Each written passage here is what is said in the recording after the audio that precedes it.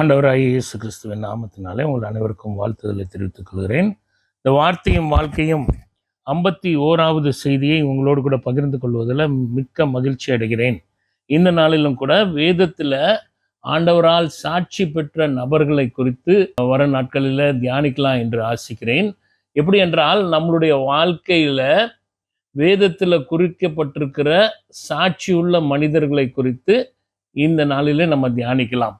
முதலாவது நான் எடுத்துக்கொண்ட நபர் யார் என்றால், யோபுவை குறித்து ஆண்டவர் சாட்சியாய் சொன்ன காரியம், பிசாசு அவனை குறித்து சொன்ன காரியத்தையும் இந்த யோபு 1ஆம் அதிகாரத்தில் நம்ம பார்க்கலாம். இதில் பார்த்தீங்கன்னா வாசிக்க கேட்கலாம். யோபு 1:6 வசனத்திலிருந்து 12வது வசனத்து வரைக்கும் வாசிக்க கேட்கலாம். 6 ஒரு நாள் தேவபுத்திரர் கர்த்தருடைய சந்நிதியில் வந்து நின்றபோது சாத்தானும் அவர்கள் நடுவிலே வந்து நின்றான். 7 கர்த்தர் சாத்தானை பார்த்து, நீ எங்கே இருந்து வருகிறாய் என்றார். சாத்தான் கர்த்தருக்கு பிரதியுத்தரமாக, பூமி எங்கும் உலாவி அதில் சுற்றித் திரிந்து வருகிறேன் என்றான்.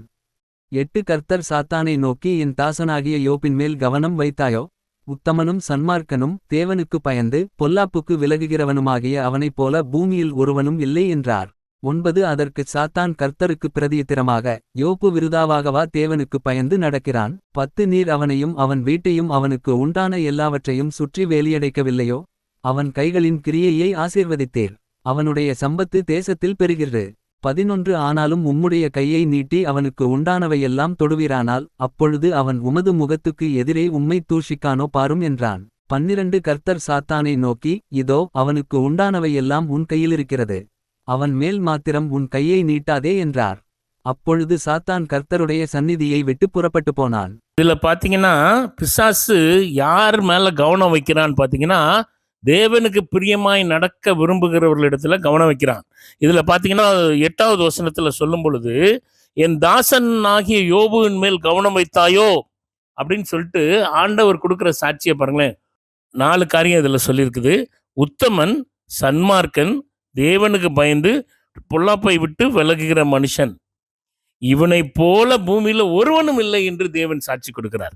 யோசித்து பாருங்களேன். கிறிஸ்துவுக்குள் பிரியமானவர்களே, நம்ம இந்த பூலோகத்துல எவ்வளவு நாள் வாழ போறோன்றது கிடையாது, தெரிலங்க. நமக்கு நம்ம கையில முடிவு நம்ம கையில இல்லை, கத்திரிடத்துல இருக்குது. ஆனா நம்ம வாழுகிற அல்லது நம்ம பணி செய்கிற இடத்துல நம்மளை குறித்து உத்தமன், சன்மார்க்கன், தேவனுக்கு பயந்து பாவத்தை விட்டு விலகுகிறவன் என்ற சாட்சி நம்ம இடத்துல காணப்படுகிறதா? யோசித்து பாருங்களேன்.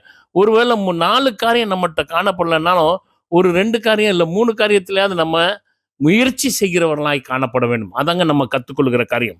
யோபுவின் இடத்துலேருந்து கற்றுக்கொள்கிற காரியம் என்னன்னா, ஆண்டவர் சொன்ன சாட்சியை நம்ம வாழ்க்கையில நம்ம நடைமுறைப்படுத்துவதற்கான பிரயாசத்தில் ஈடுபடுகிறோமா? இதுதாங்க இன்னைக்கு முக்கியமான சத்தியமாக இருக்கிறது. சரிங்களா? ஆண்டவர் எதிர்பார்க்கிறது தான். ஒரு மனுக்குலத்துல ஒரு மனிதன்ல ஒரு மனுஷிட்ட கர்த்தர் எதிர்பார்க்கிற காரியம்னா 4 காரியம் சொல்றது. இதுல பாருங்களேன், சாத்தானே பொறாமப்படுற அளவுக்கு யோபுவின் வாழ்க்கை இருக்குது. ஆனா கடந்து நம்ம தொடர்ந்து வாசிக்கிற நேரத்துல நிறைய இழப்புகள் மத்தியில யோபு நிற்கிறார். சரிங்களா? கஷ்டத்தின் மத்தியில நிற்கிறார். ஏன் அப்படின்னு கேட்டீங்கன்னா, இதுல பாருங்களேன், சாத்தானே யோபுவை குறித்து சொல்றாரு, நீர் அவன் வீட்டையும் அவனுடைய உடைமைகள் எல்லாவற்றையும் வேலி அடைக்கவில்லையோ? அவன் கையின் கிரியைகளையும் ஆசீர்வதித்தீர். அவன் சம்பத்து தேசத்திலே பெருகிற்று. நல்லா பாருங்களேன். இது ஏன் அப்படின்னு கேட்டிங்கன்னா, இந்த 4 காரியத்தை செய்ததுனால 3 காரியத்தை அங்கே பார்க்குறோங்க. எப்படின்னா, ஏன் யோபு விருதாவாக சேவிக்கிறார் அப்படின்னு கேட்டிங்கன்னா, நீங்கள் வேலி அடைச்சிருக்கீங்க. எதில் வேலி அடைச்சிருக்கீங்க அப்படின்னு சொல்லும் பொழுது பாருங்களேன், வீட்டை எல்லாவற்றையும் சுற்றி வேலையடைத்திருக்கிறார். அது மாத்திரம் இல்ல, அவர் கையின் கிரியைகளை ஆசீர்வதித்திருக்கிறார். 3வது காரியம் பார்த்தீங்கன்னா, அவனுடைய சம்பத்து தேசத்துல பெருகிற்று. நல்லா யோசித்து பாருங்களேன். 3 காரியமும் இயேசு கிறிஸ்துவை சொந்த இரட்சகராக ஏற்றுக்கொண்டவங்களுக்கு தேவன் செய்கிற காரியம். எப்படி நம்ம ரட்சிக்கப்பட்டுட்டோம் என்று நான் சொல்வேன், ஆனால் என்னிடத்துல இந்த 4 காரியங்கள் காணப்படணும். தேவன் 3 காரியத்தை செயல்படுத்துவார் நம்ம வாழ்க்கையில. யோசித்து பாருங்களேன். நான் நிர்மூலமாகாது இருப்பது சுத்த கிருபை என்று தேவனுடைய வசனம் சொல்லுது. நம்ம எல்லாருக்குமே இது நடக்குதுங்க. இயேசுவை சொந்த இரட்சகராக ஏற்றுக்கொண்ட எல்லாருக்குமே இந்த 3 விதமான பாதுகாப்பு. வீட்டை பாதுகாக்கிறாரு, சரியா? நம்ம கையின் கிரியைகளை ஆசீர்வதிக்கிறாரு, நம்ம பேரு சம்பத்து அனைத்தையும் உயர்த்துகிறார் தேவன். இதை செய்து கொண்டிருக்கிறார். ஆனா என்னிடத்துல காணப்பட வேண்டிய விஷயம் என்னவென்றால், இதுல சொல்லியிருக்க மாதிரி உத்தமனா இருக்கணும், சன்மார்க்கனா இருக்கணும், தேவனுக்கு பயந்து பொல்லாப்புக்கு விலகிறவனுமா இருக்கணும். யோசித்து பாருங்களேன். நம்ம ஈஸியா உத்தமமா நடக்கிறதுக்கான முயற்சியிலேயாவது ஈடுபடுகிறோமா? கர்த்தருக்கு பயப்படுகிற பயம் பிறருக்கு தெரியுதா? இவர் தேவனுக்கு விரோதமா செயல்பட மாட்டாருங்க. தேவனுக்கு வேத வார்த்தையை விட்டு விலகி வாழ மாட்டாருங்க.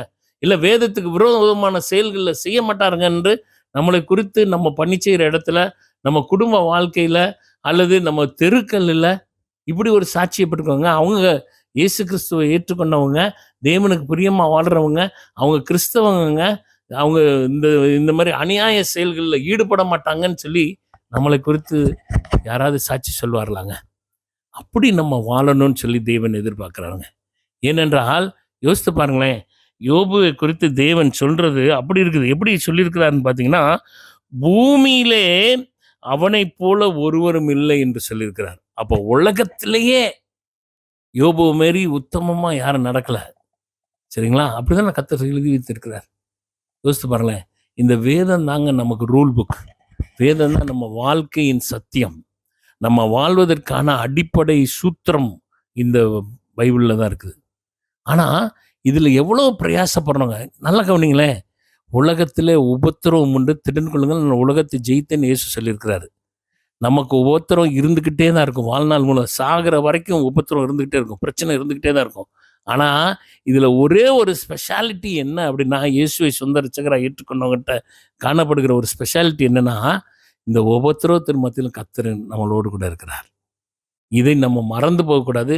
இதை அறிக்கை பண்ணுகிறவர்களாய் காணப்பட வேண்டும். நீங்க அனுமதிக்காம என் வாழ்க்கையில ஒண்ணுமே நடக்காது அப்படின்றதுக்கு யோபு ஒரு எடுத்துக்காட்டுங்க. எப்படி யோபு நண்பர்கள் வந்து குற்றப்படுத்துறாங்க. நீ அந்த காரியத்தை செஞ்சிருக்க, நீ இந்த காரியத்தை செஞ்சிருக்க, நீ இப்படி நடந்துக்கிட்ட, இப்படி நடந்துக்கிட்ட, அதனாலதான் இழப்பு அப்படின்னு சொல்லி சொல்றாங்க. ஏன்? அவர் வியாதிப்பட்டு இருக்கிற நேரத்துல அவர் மனைவியே சொல்றாங்க, என்னையா ஒண்ணு கத்தர் கத்தர்ன்னு சொல்லிட்டு இருக்கிற, நீ ஜீவனை விடியா அப்படின்னு சொல்லி சொல்றாங்க. எந்த எதிர்ப்பு வந்தாலும் நன்மையை பெற்ற நான் தீமையை பெறக்கூடாதா அப்படின்னு சொல்லி யோபு சொல்ற ஸ்டேட்மெண்ட்டை பார்க்குறோம். என்ன இதை குறித்து நம்ம சிந்தித்து பார்க்கிற பொழுது யோபுன்கிட்ட காணப்பட்ட காரியம் என்னன்னா, இயேசுவே ஆண்டவர், அவர் தாங்க, அவர் என் கூட இருப்பாருங்க, எல்லாத்தையும் என்னை பார்த்துக்குவாருங்க, எனக்கு அவர் கொடுத்தாரு, அவர் எடுத்தாரு, அவருக்கு ஸ்தோத்திரம் என்ற மனநிலையில் யோபு இருந்ததுனால தான் இரட்டத்தனையான ஆசீர்வாதத்தை தேவன் கொடுத்தார் அவருக்கு. நம்ம 42வது அதிகாரத்தில் பார்த்தீங்கன்னா அவருக்கு கிடைத்த ஆசீர்வாதத்தை குறித்து சொல்லப்பட்டிருக்கிறது. ஆசீர்வாதத்தை குறித்து ரொம்ப சிந்திக்க வேணாங்க. ஆனால் நம்ம சிந்திக்க வேண்டிய சத்தியங்கிறன்னா 1ஆம் அதிகாரத்தில் இருக்குது. இந்த 6 வசனத்தில் நீங்கள் அனுதினமும் யோசித்து பார்த்தீங்கன்னா போதுங்க, நம்ம ஆண்டவருக்கு பிரியமான வாழ்க்கை வாழ்கிறவர்களாய் மாறிவிடுவோம். அதை தாங்க தேவன் எதிர்பார்க்குறார். இந்த மாதிரி திரளான சாட்சிகளை ஏன் தேவன் எழுதி வைத்திருக்கிறார் தெரியுமா? நம்ம இந்த மாதிரிலாம் நடக்கிறதுக்கான முயற்சிகளில் கை கொள்ளணும். அவங்க பட்ட பாடுகள், அவங்க கடந்து வந்த பாதைகளெல்லாம் நம்ம சிந்திக்கிற நேரத்தில், தியானிக்கிற நேரத்தில், நம்ம அந்த பாதையில் கடந்து போகும் பொழுது தேவன் நம்மளோடு கூட இருந்து நம்மளை வழிநடத்துகிறவராக இருக்கிறார். யோசித்து பார்க்கலாமாங்க? கர்த்தர்ட்ட கேட்கலாமா? தேவன் நம்மளை வழிநடத்த விரும்புகிறார். தேவன் நம்மளை சாட்சியாய் சொல்வதற்கு ஆயத்தமாக இருக்கிறார். ஆனால் என் வாழ்க்கை சாட்சியாக இருக்கா?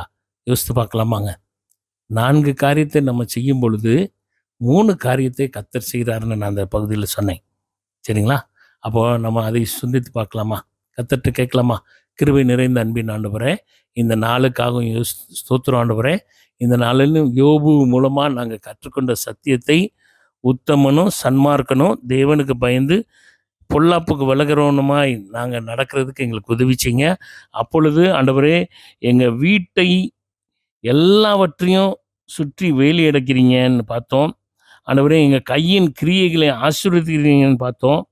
ஆண்டவரே, எங்களுடைய சம்பத்து தேசத்தில் பெருகும்னு சொல்லி பார்த்தோம். ஆண்டவரே, இப்படியாய் ஆசீர்வதிக்கும்படியாய் வேண்டுதல் செய்கிறோம். எங்கள் ஒவ்வொருவரையும் உமது கரத்தில் தருகிறோம், பொறுப்பேற்றுக் கொள்ளும், வழி நடத்தும். இயேசு கிறிஸ்துவின் நாமத்தினாலே வேண்டுதல் செய்கிறோம் நல்ல பிதாவே, ஆமென். Augustus Agape counselling ministry. உங்களுடைய ஆவிக்குரிய தேவைகளுக்கு ஏதாவது சந்தேகங்கள் இருந்தால் நீங்கள் எங்கள் ஃபோன் மூலமாக கான்டாக்ட் பண்ணலாம். தயவுசெய்து யூடியூப்பில் போய் சப்ஸ்கிரைப் பண்ணும்படியாய் தாழ்மையுடன் கேட்டுக்கொள்கிறேன். God bless you. Thank you. Amen.